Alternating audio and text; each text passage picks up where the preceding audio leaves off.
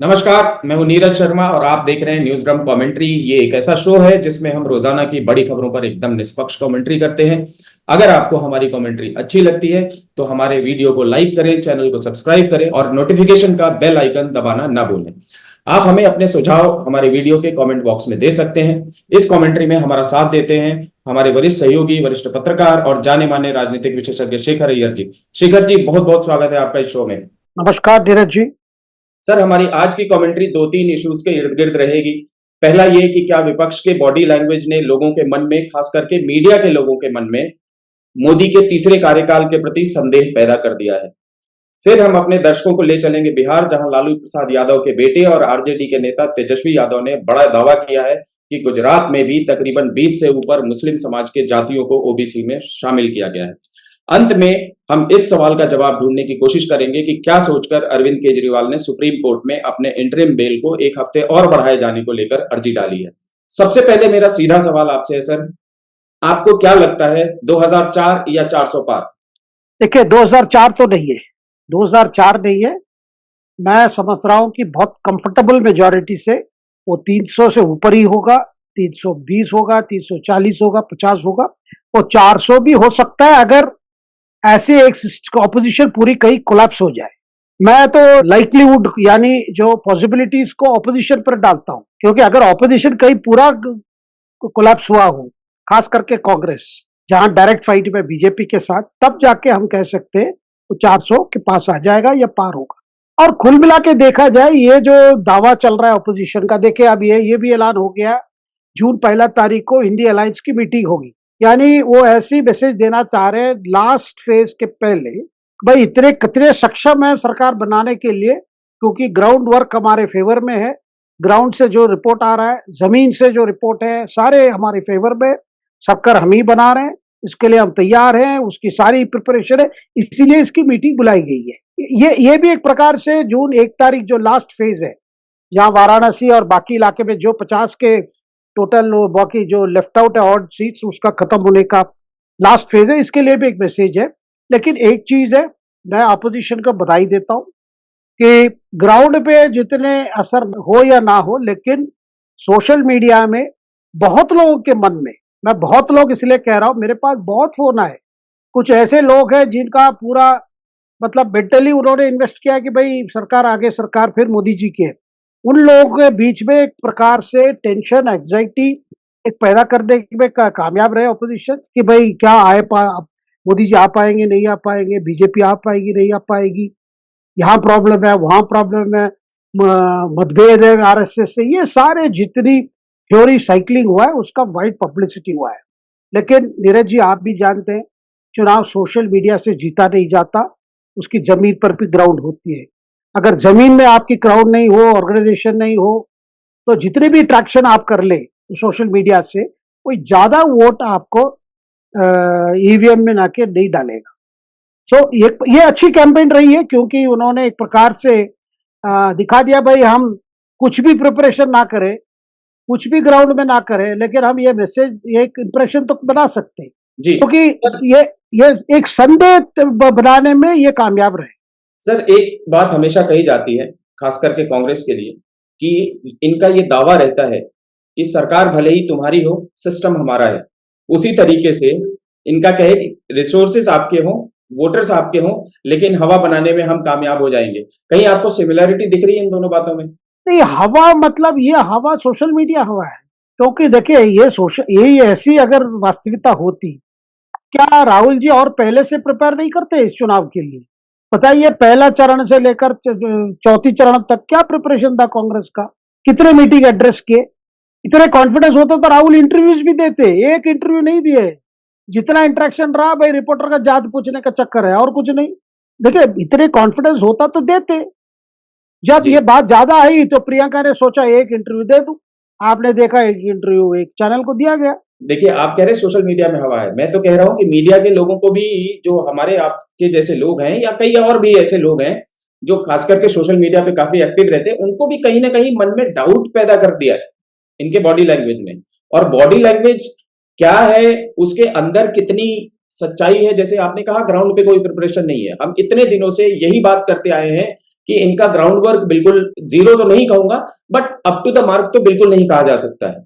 और जब कांग्रेस जैसी मेन ऑपोजिशन पार्टी का ग्राउंड वर्क का इतना हिला हुआ है, तो अपने बाकी साथियों के ग्राउंड वर्क के बेसिस पे ये कितनी बड़ी जीत हासिल कर सकते हैं? नहीं, मैं एक बात बताता हूँ धीरज जी, क्या है 2014 का जो हार हुआ यूपीए में, तो राहुल जी की बॉडी लैंग्वेज में कोई फर्क देखा आपने?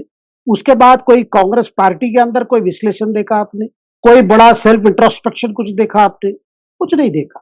19, फिर 19 को आइए, 19 तक तो कुछ हुआ ही नहीं। 19 के जो पराजय के बाद क्या फिर कुछ हुआ कांग्रेस पार्टी में? आपको राहुल जी में कुछ फर्क दिखा? कोई कंसर्न दिखा? कुछ नहीं हुआ। तो ऐसा देखिए, जैसा नेता वैसा पार्टी। जब कोई पार्टी, आप सोच सकते हैं कि बीजेपी में कोई हार हो जाए कि पार्टी लीडर्स बस ऐसे ही नॉर्मल रहेगा, कोई घूम रहा है, कोई कहीं जा रहा है। और राहुल जी भी काफी ये किए, फिर जाके आपको 18-19 के बाद शुरू, मतलब 19 को तो उस समय तो कुछ नहीं किया, फिर जाके 22 में से सोच शुरू होता है भाई क्या करना है। उसमें भी कई चुनाव कोई कांग्रेस की जीत नहीं हुई। फिर आया 23 में कर्नाटका जीते, तेलंगाना जीते, थोड़ा हो गया, फिर हॉर्मोन्स की ये हो गई इंजेक्शन। लेकिन एक चीज है, देखिए राहुल जी जैसे नेता हैं जिनकी बॉडी लैंग्वेज की आप बात कर रहे हैं, बॉडी लैंग्वेज कभी आपको इंडिकेट नहीं करेगा वो क्या फील कर रहे हैं, क्योंकि मैं समझ रहा हूं राहुल जी अपने आप को इंसुलेट कर चुके हैं। भाई अगर मोदी जी जीत रहे हैं तब भी जिम्मेदारी रहेगी भाई वो भी मोदी जी के नेगेटिव है कि भाई आप दोबारा चुनाव जीत लिए। क्योंकि मैंने देखा इनके समर्थक जितने यही आर्ग्यू करते हैं, भाई मोदी क्यों हर इलेक्शन को सीरियसली क्यों ले रहे हैं, हर चुनाव क्यों लड़ रहे हैं, हर चुनाव मतलब लड़ रहे मतलब हर चुनाव क्यों प्रचार कर रहे हैं, प्रधानमंत्री के पोस्ट की जरा गंभीरता से उसको ये करें, गरिमा रखे, क्यों ऐसे भाषण क्यों दे रहे, कहीं घूम रहे असेंबली चुनाव के लिए भाई। और इतना भी ये करते थे भाई केवल म्युनिसिपल चुनाव नहीं कवर करते लेकिन सब कवर करते, हर विधानसभा चुनाव पहुंच जाते। कांग्रेस की बड़ी अफसोस थी, अब अगर जीत जाएंगे यही अफसोस करें भाई यार दोबारा जीत गए। देखिए ये पार्टी, जिस पार्टी में कोई फर्क नहीं पड़ता हार और जीत, तो उनकी बॉडी लैंग्वेज कैसे आप स्टडी करेंगे?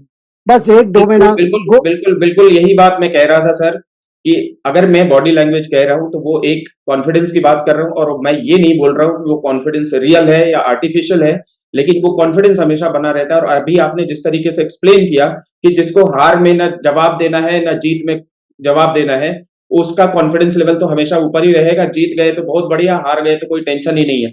जब टेंशन ही नहीं है तो बॉडी लैंग्वेज हमेशा और कॉन्फिडेंस लेवल ऊपर ही दिखेगा, और इसी कॉन्फिडेंस लेवल का शिकार हो रहे हैं लोग।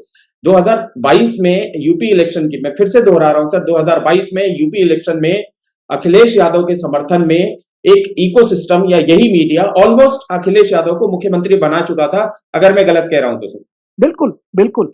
देखिए भगवत गीता की मैं जिक्र कर रहा हूं, उसमें भगवान कृष्ण अर्जुन को बताते हैं एक स्थिति आती है जहां पे चित्त प्रज्ञ है, चित्त मतलब जो किसी चीज से अफेक्ट नहीं होता, हार जीत उसे कोई फर्क नहीं पड़ता उनको, जितनी उनकी वो ऐसा एक स्थिति है जिसमें भगवान कृष्ण मानते हैं उत्तम स्थिति है, जहां you are unaffected by external circumstances. वही हालत है यहाँ पे, चित्त प्रज्ञ है, कोई मतलब कुछ मतलब फर्क ही नहीं है, जैसे पहले थे वैसे चलते जाएंगे, ब्रीथ इन ब्रीथ आउट, बस और क्या, बस उसके थोड़ा उलट थोड़ा अनुलोम विलोम कर लेंगे और क्या, मतलब कोई देखिए, क्योंकि देखिए क्या है, जहां जिम्मेदारी होती है, देखिए आप किसी कंपनी के सीईओ हैं तो आप पर जिम्मेदारी होती है, किसी डिपार्टमेंट के हेड है तब जिम्मेदारी होती है। यहाँ क्या है, अगर बाई चांस जीत जाते हैं तो भाई क्रेडिट तो वैसे ही दे देंगे इनको। और प्रियंका जी की भी आप भाषण देख लीजिए ना, वो भी बड़े उनको भाई वो तो कह रहे हैं ना भाई, जैसे प्राइम मिनिस्टर ने कहा भाई हमारी सीट कम करनी की है, वो यही देख रहे मैं 400 पार कर रहा हूं कि नहीं कर रहा हूं बस। सर, इससे पहले कि हम दूसरे मुद्दे की तरफ आगे बढ़े, आपने एक बात कही अनुलोम विलोम और ब्रीदिंग इन ब्रीदिंग आउट की। राहुल गांधी वो काम नहीं करते हैं। राहुल गांधी का योगा से कोई लेना देना है नहीं। वो एक रनर है, तकरीबन 10 किलोमीटर डेली दौड़ते हैं। ये बात उन्होंने भारत जोड़ो यात्रा, न्याय यात्रा में, दोनों यात्राओं में कई बार कही है। अब देखना यह है कि 4 तारीख के बाद वो कितनी तेज दौड़ते हैं और किस डायरेक्शन में दौड़ते हैं। हमारा दूसरा मुद्दा यह है कि लालू यादव के बेटे और आरजेडी के नेता तेजस्वी यादव ने एक नया डेटा कहीं से निकाला है और उस डेटा में यह दावा किया गया है कि गुजरात में भी तकरीबन 20 से ऊपर मुस्लिम समाज के जातियों को ओबीसी में शामिल किया गया है। इस पर आपका क्या कहना है? वो कह रहे हैं कि इस पे मेन लाइन मीडिया बात नहीं कर रहा, तो हमने सोचा कि हम बात कर लेते हैं सर। देखिए, मुस्लिम समाज के लोगों को लिस्ट में जोड़ने की प्रॉब्लम नहीं है। किस तरह जोड़ा गया, वही कोलकाता हाई कोर्ट ने कहा।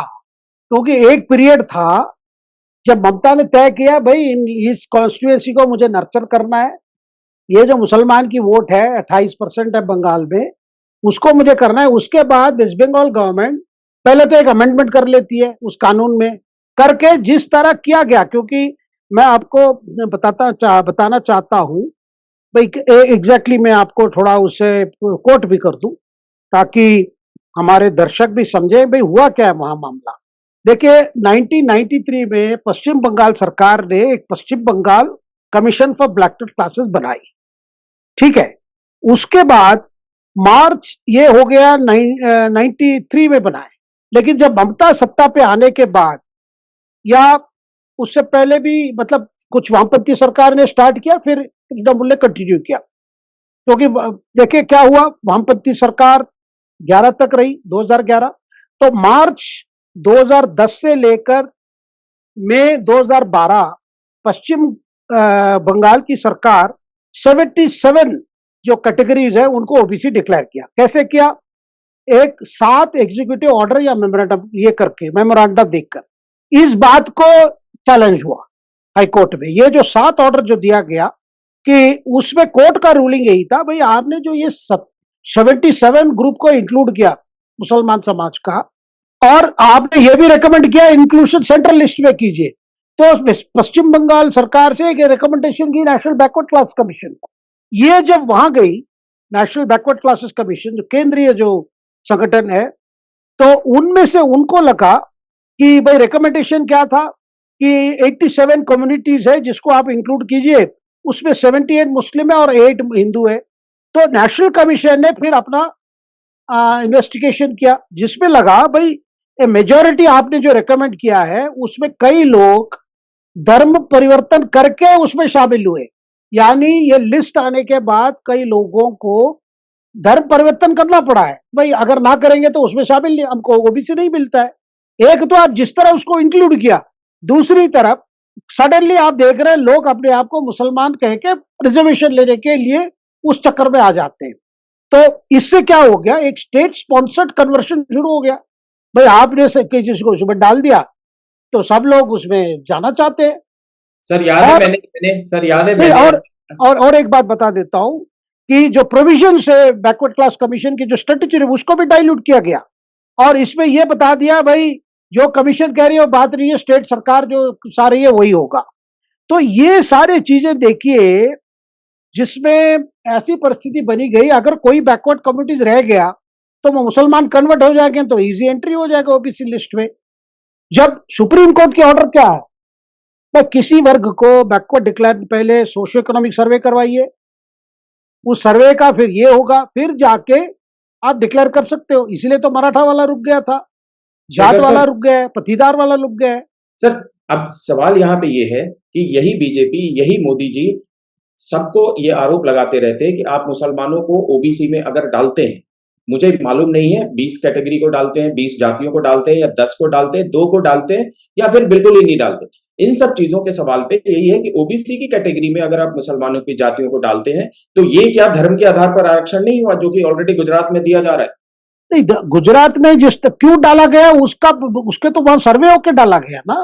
बट यहाँ पे ये देखिए प्रोसेस को भी क्वेश्चन हो रहा है। देखिए यहाँ पे जो कलकत्ता हाई कोर्ट ने 5 लाख ओबीसी सर्टिफिकेट को रद्द किया, ये कहकर भाई जो प्रोसेस आपने अपनाया इनको डिक्लेयर करने में, वो प्रोसेस विशिएटेड है। और 2010 क्या बात है, 2010 में पहले से ममता कही आ रही है भाई हम कोटा देंगे। सर ये कोलकाता हाई कोर्ट का ऑर्डर तो अभी आया है और विवाद अभी इस पे चालू हुआ है। मैं तो पहले की बात कर रहा हूं, जब से बांसवाड़ा से लेकर के कोलकाता हाई कोर्ट के ऑर्डर के बीच की बात कर रहा हूं कि तब तक यही नैरेटिव बनाने की कोशिश की जा रही थी कि हिंदुओं का आरक्षण, ओबीसी का आरक्षण निकाल करके मुसलमानों को दिया जाएगा जब मुसलमानों की जातियों को ओबीसी की लिस्ट में डाल दिया जाएगा। तो कायदे यही होते हैं, हर जगह यही कायदे थे। ये अलग बात है कि वहां पे कर्नाटका और तेलंगाना में अलग से 5% पूरे के पूरे इकट्ठे एक मुश्त कहूं तो मुसलमानों को दे दिए गए, वो ओबीसी से काट के। लेकिन यहाँ पे तो बात अलग है, यहाँ पे तो ये बात है कि आपने कुछ जातियों को, 20 जातियों को ही सही, 24 जातियों को, 21 जातियों को ही सही, आपने आरक्षण, ओबीसी के आरक्षण में घुसा दिया तो ये भी तो धर्म के आधार पे आरक्षण की बात हुई। बिल्कुल, ये सारे सरकारी ऑर्डर शुरू हुआ पश्चिम बंगाल का, जब ममता डिक्लेयर करने के बाद भाई मुसलमानों को आरक्षण देंगे, एक तरीका निकालेंगे। उस तरीका को लेकर इस चुनाव में बहस हुआ है। भाई क्या तरीका है? जी।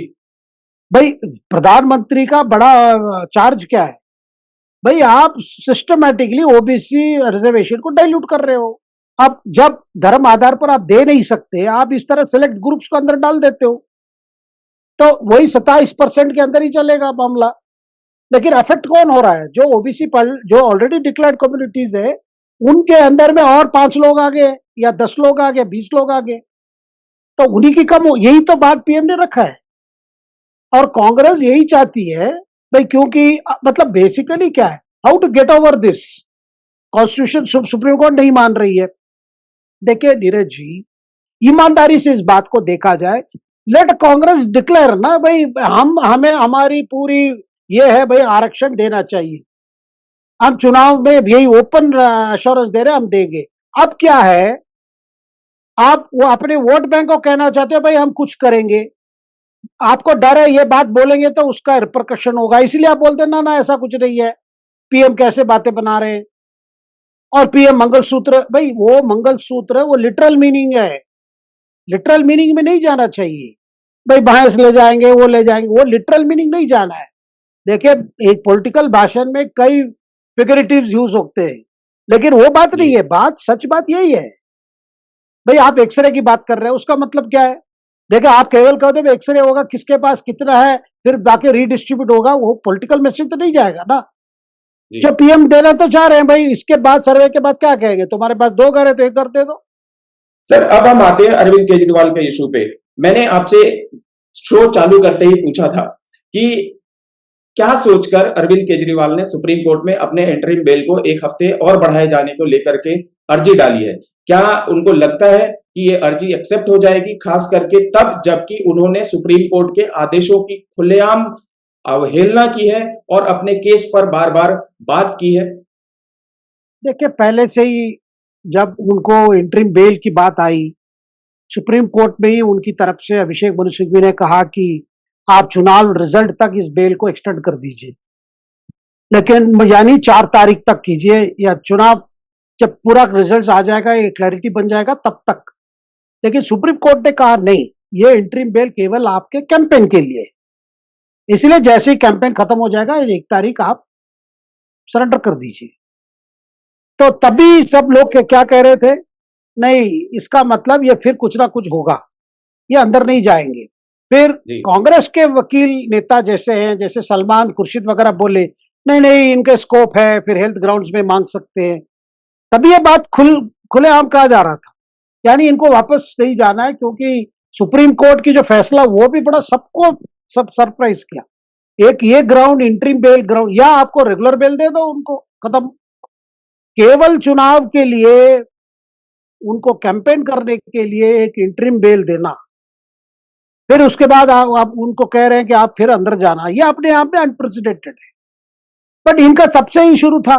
अब मुझे लगता है कि उनकी ये, क्योंकि 1 तारीख मीटिंग है, क्योंकि वो भी साइड कर रहे हैं, क्योंकि रिजल्ट आ रहा है, फिर 1 तारीख इंडिया अलायंस मीटिंग है, उनको उसमें भी अटेंड करना होगा, ये सब बोल रहे हैं। तो इसका मतलब ये अंदर नहीं जाना चाहते हैं। दूसरी बात मुझे जो लग रहा है, जो क्या क्या टेस्ट कराना है उनको, मेडिकल टेस्ट वगैरह, उसमें एक टेस्ट की बात की है, वो टेस्ट तभी किया जाता है जब कोई सस्पेक्टेड मैलिग्नेंसी शरीर में किसी जगह हो, तभी जाके ये बात आती है। भाई वो पेट स्कैन जो है वो तो केवल जिनको कैंसर हुआ उन्हीं का करते हैं। तो क्या अरविंद केजरीवाल इस तरह एक पेश करके तब सामने सुप्रीम कोर्ट की यही होगा, भाई इनको हेल्थ ग्राउंड में इंटरिम बेल को एक्सटेंड किया जाए, और एक बार हो गया तो वो चलता रहेगा, या रेगुलर बेल दे देते। अभी देखिए सुप्रीम कोर्ट, मुझे लगता है फैसला लेना पड़ेगा। अब सुप्रीम कोर्ट तो नहीं खोलेगी ना, जाके खोलेगी जाके इसमें जुलाई में खुलेगी, अभी वेकेशन में। ये वेकेशन जज के सामने ले आएंगे, भाई हमें ये दे दो। लेकिन ये सारा देखो एक संदेह पैदा करता है कि अरविंद केजरीवाल हमेशा इस तरह की चीजों को, इश्यूज को लाके अपने फेवर में कैसे कन्वर्ट करेंगे, उसमें ये कर रहे हैं। मुझे लगता है क्योंकि बार बार कह रहे हैं भाई मैं रिजाइन नहीं करूंगा, लेकिन अगर जेल जाने, अगर इस पे रिलीफ नहीं मिला, तब हो सकता है वो रिजाइन करके सुनीता केजरीवाल की एक अर्जेंट मीटिंग बुला लें आप एमएलए को और उनको लीडर कर दें, फिर वो जेल जाए। देखिए ये कुछ बड़ा सोच के हो रहा है। और उनकी जो बातें बोलते जा रहे हैं, भाई मोदी जी वापस नहीं आएंगे, अगर सरकार बदल जाती है, नई सरकार आ रही है, वो स्वयं अपने आप को प्रधानमंत्री की क्यों ना करे। देखिए कई पॉसिबिलिटीज है, अगर इनकी सारे पॉसिबिलिटी सच निकला तो। जी जी जी जी। क्योंकि लेकिन वो केस को लेकर बहुत चिंतित है, जिस बिल्कुल। केस में अंदर गए उस केस में उनको भी लगता है भाई कहीं ना कहीं उस केस में ईडी ने काफी चीजें टाइट कर दी। जी जी जी जी जी तो ये देखिए ऑल दैट डिपेंड्स, अभी सुप्रीम कोर्ट इस पर, वेकेशन जज कैसे इस पर रिएक्ट करती। जी सर, यही मैं आपसे पूछना चाह रहा था कि वेकेशन जो जज जो है वो किस तरीके से रिएक्ट करेंगे, पहली चीज। दूसरी चीज मैं आपसे पूछना चाहता था कि जो इन्होंने वजह बताई है, वो वजह बताई है टेस्ट के लिए। अब एक दो चीजें होती हैं सर, फिजिकल इश्यूज है वो आप नहीं बोल सकते क्योंकि आप धूप में घूम घूम करके प्रचार कर रहे हैं, ये सामने विजिबल है सुप्रीम कोर्ट के सामने भी। रही बात टेस्ट कराने के लिए, मुझे 1 हफ्ते का और एक्सटेंशन दे दीजिए। मुझे यही आपसे पूछना है कि क्या वेकेशन बेंच को इस तरीके का लॉजिक समझ में आएगा, या ये वेकेशन बेंच ये भी बोल सकती है कि जी कोई बात नहीं, आप तिहाड़ में जाओ और जहां भी जाकर के आपको पेट स्कैन कराना होगा वो आपको कराने के लिए 1-2 घंटे के लिए इजाजत दी जा सकती है। कैसे होगा सर ये? नहीं देखिए, इसमें सुप्रीम कोर्ट को बहुत सोचना पड़ेगा इसमें, क्योंकि एक्सटेंशन ऑफ इंटरिम बेल जो पर्टिकुलर कंडीशन में दिया गया था, तो वो कंडीशन अभी एग्जिस्ट कर रहा है ना, यानी चुनाव तो अभी नहीं है, जी क्योंकि चुनाव में प्रचार करने के लिए दिया गया था, तो चुनाव बिल, प्रचार खत्म हो गया, अभी 1 तारीख में बिल, खत्म हो जाएगा। फिर बिल्कुल। आप कैसे उसी ग्राउंड पे कैसे एक्सटेंड करेंगे। आप अभी नया ग्राउंड ला रहे हैं, जी मैं यही कह रहा था, नया तो ग्राउंड। नया ग्राउंड ला रहे हैं, सुप्रीम कोर्ट कह दे कि ठीक है आप अंदर चले जाओ, फिर जो भी आपको नॉर्मल करना है वो करेंगे जुडिशियल कस्टडी में, आप जो बात कह रहे हैं। और ये जो आपकी प्ली है बाहर आके ही टेस्ट कराना है, वो रेगुलर जो बेंच हियर किया था, जो बेंच आपको रिलीफ दिया था वही बेंच देगी, ये भी कह सकते हैं। बड़ा इंटरेस्टिंग होगा सर ये नहीं, देखना। हम कोई स्पेकुलेट नहीं कर रहे कैसे सुप्रीम कोर्ट इस पर रिस्पॉन्ड करेगी, लेकिन बिल्कुल हम यही बता रहे हैं ऑप्शंस क्या क्या हो सकते हैं। बिल्कुल बिल्कुल बिल्कुल सर, हम क्यों बताएंगे भला कि सुप्रीम कोर्ट को क्या करना चाहिए क्या नहीं करना चाहिए। ये अलग बात है कि दया दृष्टि है सुप्रीम कोर्ट की अरविंद केजरीवाल पे, लेकिन अब वो दया दृष्टि कई सारी वजहों की वजह से भी हो सकता है सुप्रीम कोर्ट की अपनी एक इंटरनल वजह हो जिसकी वजह से उन्होंने ये दया दृष्टि दिखाई थी। अब उसको किस तरीके से लिया जा रहा है, किस तरीके से अरविंद केजरीवाल ले रहे हैं, किस तरीके से वो जनता में, किस तरीके से इन्होंने बेल की शर्तों का उल्लंघन किया अपने केस के बारे में बात करके, क्या ये सारे मुद्दे सुप्रीम कोर्ट उस टाइम पे सोचेगी नहीं सोचेगी, इंटरिम बेल को एक्सटेंशन देने के बारे में, ये सब सुप्रीम कोर्ट के ऊपर डिपेंड करता है। हम इतना ही कह सकते हैं कि क्या क्या ऑप्शन है, जिस तरीके से आपने एक्सप्लेन किया सही तरीके से हमारे दर्शकों के लिए। बहुत बहुत शुक्रिया सर आज के शो में जुड़ने के लिए। हम फिर हाजिर होंगे कल की बड़ी खबरों पर अपनी निष्पक्ष टिप्पणी के साथ। देखते रहिए न्यूज ड्रम। शुभ रात्रि सर। नमस्कार।